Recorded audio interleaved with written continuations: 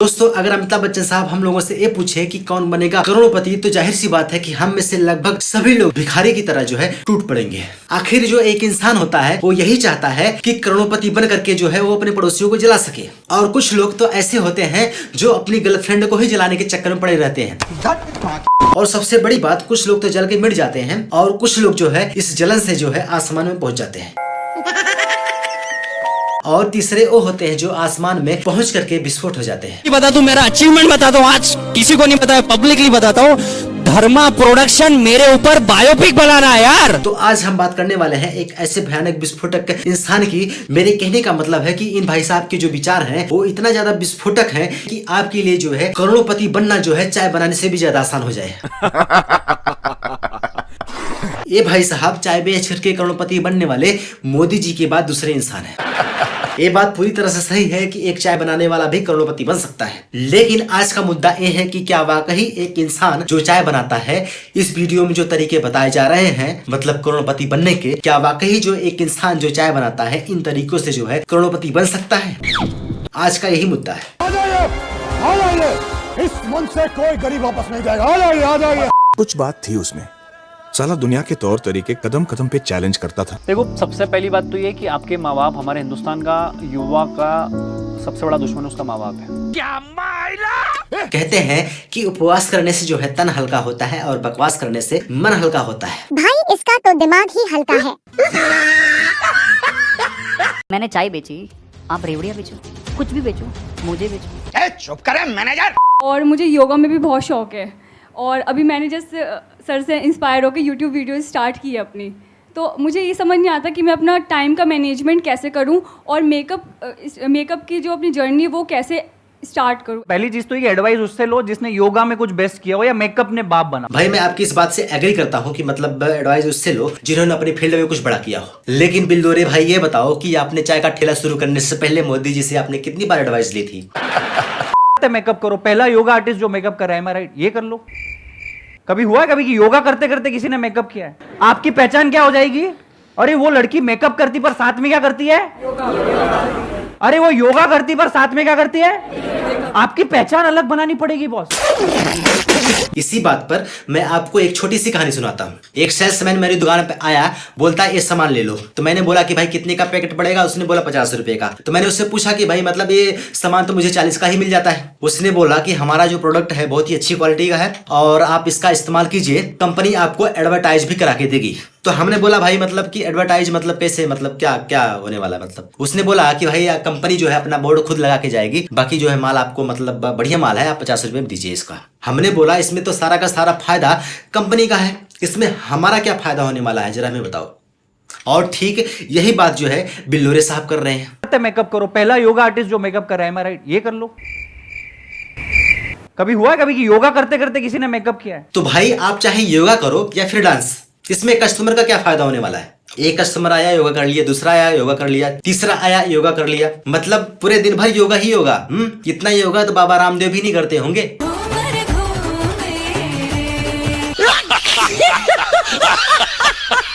एक पल के लिए सोचो, अगर इसी सुझाव को जो है किसी डॉक्टर को अगर मिला होता तो। इधर मरीज की जान जा रही है और डॉक्टर योगा करने बैठा हो। फिर सफेद कपड़ा पहले तो डॉक्टर का मेकअप बिगड़ेगा, दूसरी बात डॉक्टर बच गया तो तुम्हारा भी मेकअप बिगाड़ के जाएगा। ये तो अच्छा हुआ कि मैं सही वक्त पर पहुंच गया। लेकिन लास्ट में यही कंक्लूजन निकलता है, आप कितना भी अच्छा योगा कर लो, लेकिन अगर कस्टमर का मेकअप अच्छा नहीं हुआ तो आपके चेहरे का मेकअप जो है बिगड़ सकता है। बात तो सही है। आज एमबीए चावला का फ्रेंचाइजी प्रोसेस हो गया, एमबीए चावला एकेडमी का प्रोसेस पाइपलाइन बन गया। अब मैं रहूं ना भाई, रिलायंस का आज अगर मुकेश अंबानी जी रहे ना रहे, रिलायंस चलेगा। उन्होंने पाइपलाइन बना दिए। जिस इंसान ने अपने धंधे में, अपने काम में, अपने रोजमर्रा में पाइपलाइन प्रोसेस सिस्टम बना दिया, फ्रेमवर्क बना दिया, उसकी सक्सेस को रोक ही नहीं सकता। कल का बनाया हुआ सेट जो है घंटे 2 घंटे नहीं चलता है, तो एक पाइपलाइन जो है सदियों तक कैसे चल सकती है? जरा बताइए बिल्लोरे भाई साहब। और ये भाई साहब बात कर रहे हैं बच्चों की। मौत मुझे क्यों नहीं आ जाती है? तो 8वीं कक्षा के फिजिक्स से ये रहा अगला प्रश्न आपके कंप्यूटर स्क्रीन पर। अगर आपको इलोन चच्चा से मिलने का मौका मिले तो आप एक शब्द में क्या कहना चाहेंगे? क्यों मिलना भाई इलोन मस्क से? क्यों मेरे रिश्तेदार लगते हैं? मासी बुआ के लड़के क्यों मिलना?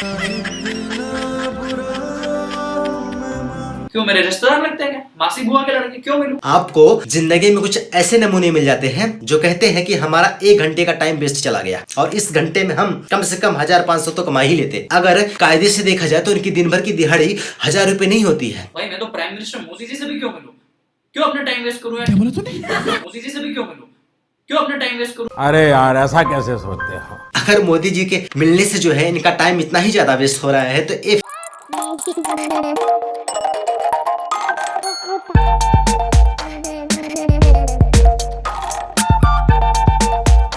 अगर आपको ये लग रहा है कि बिल्लोरे भाई साहब बड़े बड़े नेताओं से मिल चुके हैं तो आप बिल्कुल सही सोच रहे हैं। प्रफुल्ल भाई के चैनल पर एक वीडियो है, जब आप इस वीडियो के थंबनेल को देखेंगे तो आपको ऐसा लगेगा एक बहुत बड़ा मिनिस्टर जो है प्रफुल्ल भाई से मिल रहा है और उस समय आपको लगेगा कि प्रफुल्ल भाई ने चाय बेच करके बहुत बड़ी उपलब्धि हासिल की है। लेकिन जब आप इस वीडियो के अंदर जाएंगे तो आपको पता चलेगा कि मात्र केवल जो है 15-20 सेकंड के लिए जो है नितिन गडकरी साहब प्रफुल्ल बिल्लोरे भाई साहब से मिले हैं और दूसरी वीडियो में प्रफुल्ल भाई जोगी जी से मिल रहे हैं। लेकिन जब आप इस वीडियो के अंदर जाएंगे तो आपको पता चलेगा कि मात्र 10 सेकंड के लिए योगी जी प्रफुल्ल बिल्लोरे से मिले हैं।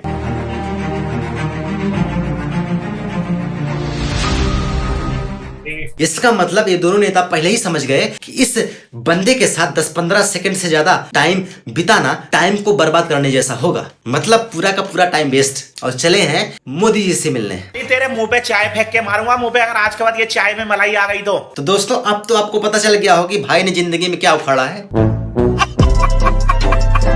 और रही बात मोदी जी से मिलने की तो कभी केतली जैसा मुंह लेकर के मोदी जी के पास अपनी चाय लेके जाना। किस बनाई ये चाय बता दूं, मेरा अचीवमेंट बताता हूँ, आज किसी को नहीं बताया, पब्लिकली बताता हूँ। धर्मा प्रोडक्शन मेरे ऊपर बायोपिक बनाना है यार। वैसे भी धर्मा प्रोडक्शन वालों का जो है दिन बुरा चल रहा है और जब दिन बुरे हो तो चाय का ठेला लगाना ज्यादा फायदे का धंधा होता है, क्योंकि चाय का ठेले पे ना तो बिजली का बिल देना पड़ता है और ना ही किराया। रोड पे चाय का ठेला क्यों चला है मैं बताता हूँ। ना रेंट देना, ना इलेक्ट्रिसिटी देना, ना सैलरी देना, ना टैक्स देना, ना कोई झंझट। अपनी दुकान लाओ, दूध लाओ 100 रुपए का 400 का धंधा।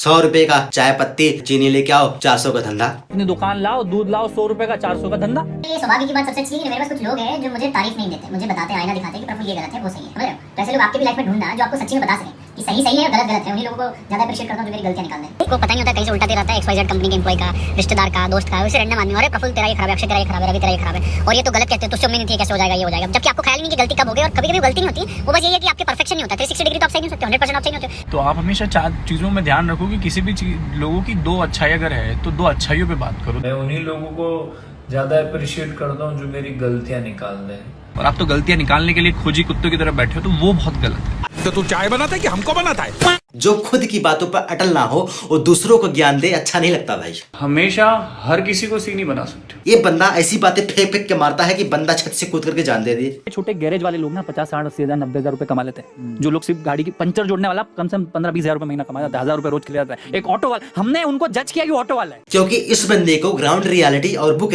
रियलिटी के बीच में कोई डिफरेंस ही नजर नहीं आता। भाई ऐसी बातें जो है सुनने में अच्छी लगती है, लेकिन जब जमीन पे उतरोगे ना तो फट करके 4 से 8 हो जानी है। इसलिए भाई मैं आपसे यही कहना चाहता हूं कि चाहे आप अच्छी बनाते होंगे वो बात अलग है, लेकिन जो आपका मोटिवेशन का जो धंधा है ना वो फ्लॉप होने वाला है। और इसके साथ मैं यह भी जोड़ना चाहता हूं कि जिस तरह 5 मिनट 7 मिनट चाय उबालने से चाय जल जाती है, उबल जाती है, निकल जाती है, ठीक इसी तरह आपके इस फालतू के मोटिवेशन से कईयों की जिंदगी बर्बाद हो सकती है। दोस्त है मेरा, वो ऑस्ट्रेलिया में, वो पढ़ने तो चले गया। 2 साल हो गए, 2 साल से ऑस्ट्रेलिया में कोविड है। कल रात में मेरी उससे फोन पे बात हो रही थी। वो डिसीजन नहीं ले पा रहा है कि ऑस्ट्रेलिया से फ्लाइट पकड़ के मेरे साथ ज्वाइन कर ले या मेरे मतलब इंडिया आ जाए। वो उसको बोले मेरे पापा से पूछूंगा, फिर बात करूंगा, फिर होगा। Your decision should be faster. एक बंदा आया, मेरी जो शटर थी ना मेरी दुकान की वो बिल्कुल कड़क सी चल रही थी, ऊपर नीचे नहीं हो रही थी। एक बंदा आया ऑयल लेके पैशन प्लस गाड़ी पे, वो मेरे पास आया, मैं दुकान खोल रहा हूँ, बोले भैया देखना हो मैं शटर को ढीला कर देता हूँ। फिर उसने ग्रीस लगा दिया, ऑयल लगा दिया, ठोका, इधर 4 हथौड़ी मारी। अब देखो भैया एक हाथ से नीचे जा रही है शटर, जो मेरी दुकान की शटर नहीं घुट रही थी, शटर ऐसे शटर वैसे। अब बोले भैया एक उंगली से इसको ऊपर ले जाऊंगा, एक उंगली से मैं इसको नीचे लाऊंगा। फिर ग्रीस लगाया, इधर ऑयल लगाया। अब बोले भैया चीटी उंगली से मैं इस शटर को ऊपर ले जाऊंगा, इसको नीचे ले आऊंगा, ठीक है। उसने मेरे से 300 रुपए लिए। अब उसने मेरे को क्या बोला, मैं दिन भर में 25 से 30 शटर सुधारता हूँ। 30 × 25 कितना हो? 7,500 रुपए रोज। महीने का कितना हो गया? 2.25 लाख रुपए। आप में से कोई करेगा ये काम? भाई गलती से बिना किसी शटर ठीक करने वाले के सामने ये बात मत बोल दियो, वरना चेहरे पे काली ग्रीस लगा करके सर पे ऐसा हथौड़ा मारेगा ना, जिंदगी बर्बाद रखेगा भाई तू। मैं जो है आप लोगों को एक छोटी सी कहानी बताता हूँ। मैं मुंबई के एक होटल में जो है काम करता था, जिसमें मेरी पगार जो है 3,000 रुपए थी। मैं न्यूज़पेपर पढ़ रहा था तो मेरी नजर जो है एक इश्तेहार पे गई, जिसमें लिखा था कमाइए हर महीने 60 से 70 हजार, ड्यूटी केवल 8 घंटे। मैंने उसको फोन लगाया। उसने कहा कि हाँ सर, आपके लिए काम है हमारे पास, आप जो है बस अपना बायोडाटा लेकर के आप हमारे पास आ जाइए कुर्ला स्टेशन पे। और काम क्या था, नकली सर्फ बेचने का। इसके बाद जब मैं अगले दिन काम पर गया तो पहले दिन मैंने मतलब फील्ड में 36 पैकेट बेचे सर्फ के, जिसमें मेरे को एक पैकेट पे 10 रुपए बचते थे। और उस दिन मैंने लगभग 300 से 400 रुपए कमा लिया। इसके बाद मैंने हिसाब लगाया कि मैं तो इस हिसाब से मैं करीब महीने का 9,000 से लेकर के 12,000 रुपये कमा सकता हूँ। चलो 3,000 से तो अच्छा ही है। इसके बाद मैं कई दिन तक सर्फ बेचा। इस तरह करते करते मैं 36 पैकेट से कभी 20 पैकेट बेचा, कभी 10 पैकेट बेचा, कभी 13 पैकेट बेचा, कभी 12 पैकेट बेचा, तो कभी 16 पैकेट बेचा, कभी 15 पैकेट बेचा और कभी कभी बेचते बेचते बेचते मैं 10 पैकेट, 7 पैकेट, 8 पैकेट पर आ गया मैं। एक दिन की बात है कि मैं जो है लगातार जो है पूरा दिन लगातार भीगता रहा, करीब 60-70 रुपए कमाए। और अगले दिन जो है फिर बारिश हुई और फिर जब फील्ड में गया तो उस दिन मैंने करीब 5 रुपए कमाए। बहुत बुरा हुआ। मतलब जो पैकेट था सर्फ का वो 120 रुपए का था, जिसमें से 30 रुपए हमको मिलता था 3 पैकेट पे, और हाँ तो सोच, बाकी 90 रुपए जो है 3 पैकेट पे मैनेजर को देना होता था। इस हिसाब से मैंने उस दिन जो है रेट पे रेट मतलब बेच दिया। लगातार बारिश में 2 दिन तक भीगते हुए मैंने जो है एक दिन 65 रुपए कमाए और एक दिन मैंने 5 रुपए कमाया, बताइए। इसलिए मैं कह रहा हूँ कि एक शटर ठीक करने वाला बंदा महीने का 2 से 2.5 लाख रुपए तो कमा ही नहीं सकता कभी, किसी भी हाल में, कितनी भी मेहनत कर ले वो। अब उसने मेरे को क्या बोला, मैं दिन भर में 25 से 30 शटर सुधारता हूँ। 30 × 25 कितना हो? 7,500 रुपए रोज। महीने का कितना हो गया? 2.25 लाख रुपए। आप में से कोई करेगा ये काम? इस बंदे ने चाय क्या बना ली, पूरी दुनिया ही सर पे उठा लिया इसने। अगर शटर ठीक करने वाला बंदा महीने का केवल 50,000 भी कमा ले तो भी बहुत बड़ी बात है। मेरे कहने का मतलब है जो तुम्हारी फालतू की जो बकवास है ना, वो किसी भी काम की नहीं है। इस तरह झूठी कहानियों से मोटिवेट होना अच्छी बात नहीं है। खैर, इस वीडियो में आज इतना ही और फिर मिलेंगे अगली वीडियो में। तब तक के लिए आप देखते रहिए। शुक्रिया, धन्यवाद।